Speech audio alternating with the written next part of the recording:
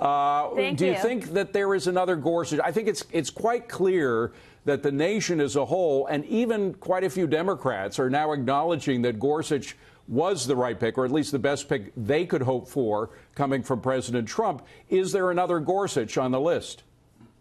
Gorsuch was a fabulous pick. And when we look back to 2016, so many people were hesitant to vote for our president and ended up coming over, voting for him and supporting him because of the opportunity that they knew he would have to pick at least one, maybe up to 3 or 4 Supreme Court justices. They were very happy and pleased with the decision of Justice Gorsuch, and I think they're going to be happy and pleased with who our president ends up releasing as his pick on July 9th. Of course, Sarah Sanders didn't break news on this. She couldn't really give us much more than we already knew. But I know the president's hard at work with picking someone who will respect the Constitution and look to that original text of the Constitution when making these important Supreme Court decisions on the bench. Capri, of course, everybody wants to talk about abortion when it comes to the Supreme Court. We heard a couple of questions about that. But I'm more interested in business decisions. We just had a very important decision on Internet taxes that was passed by the Supreme Court. I didn't particularly like it. The president did, but it's going to increase the amount of money we pay for online stuff.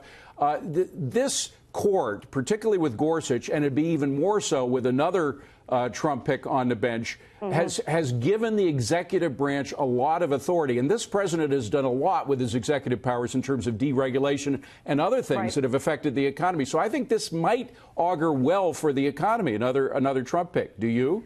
Well, you know, look, I think that one thing that is drastically different between Neil Gorsuch and what we're dealing with today is that Neil Gorsuch, he replaced Antonin Scalia, someone who obviously was known as a strict constitutionalist, a conservative voice on the bench. And really, so you're not looking at back in 2016 when that vacancy came up, we weren't necessarily looking at a new balance of the court. Today we are with the the resignation or the retirement of Justice Kennedy. What we're seeing is that this now more than ever is actually going to be much, much, much more important because it could, drastically change the balance of the court. And to that end, you're going to end up seeing, a generational influence of the Trump presidency in the United States Supreme Court.